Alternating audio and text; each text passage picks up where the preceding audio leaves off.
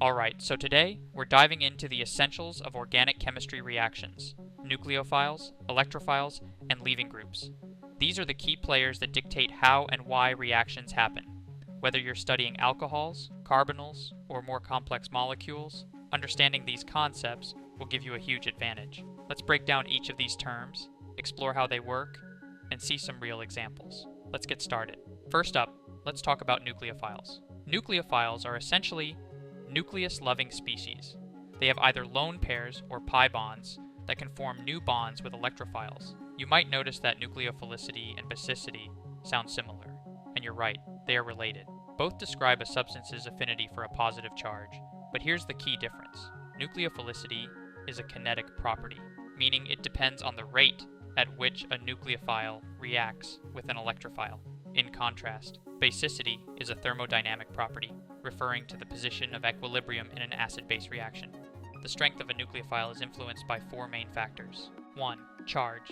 More negatively charged species are usually stronger nucleophiles. 2. Electronegativity. Nucleophilicity decreases as electronegativity increases because more electronegative atoms are less willing to share their electrons. 3. Steric hindrance. Bulkier nucleophiles are less effective because they are less able to approach electrophiles.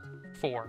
Solvent effects. Polar protic solvents can hinder nucleophiles by forming hydrogen bonds with them, while polar aprotic solvents can enhance nucleophilicity. For example, in polar protic solvents, nucleophilicity increases down the periodic table, meaning iodide is a stronger nucleophile than fluoride due to its larger size and less attraction to the solvent's protons. In polar aprotic solvents, the trend is reversed because there are no protons to hinder the nucleophile, so fluoride becomes more nucleophilic.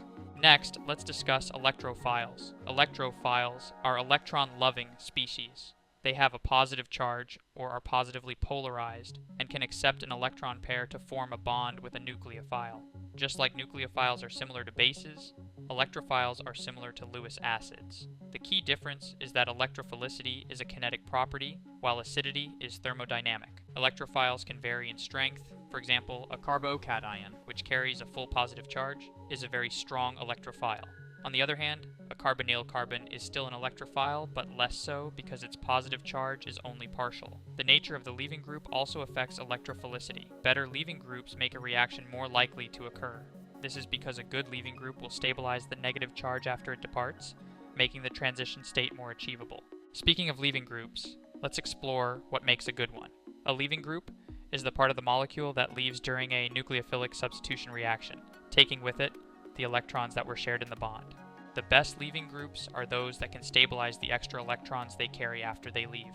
Weak bases are great leaving groups because they are stable with that extra electron density.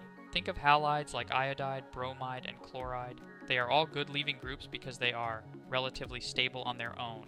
On the other hand, poor leaving groups like hydroxide or alkoxide are strong bases, and thus not stable when leaving. They are less likely to depart because they would prefer to hold on to their electrons. Now let's put it all together with nucleophilic substitution reactions. There are two main types, SN1 and SN2. An SN1 reaction is a two-step process. First, the leaving group leaves, forming a carbocation. This is the rate-determining step. Then, the nucleophile attacks the carbocation, resulting in the formation of the product. SN1 reactions prefer more substituted carbons because they stabilize the carbocation intermediate. An SN2 reaction, on the other hand, is a one-step concerted process.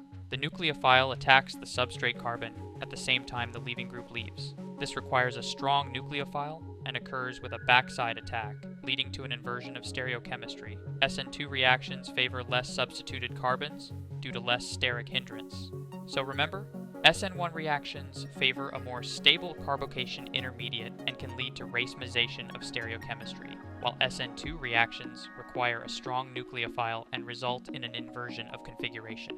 Alright, so to wrap up, understanding nucleophiles, electrophiles, and leaving groups is crucial for mastering organic chemistry reactions. Nucleophiles are electron-rich species looking to donate electrons, while electrophiles are electron-poor and looking to accept electrons. Good leaving groups are stable on their own, which makes reactions more favorable.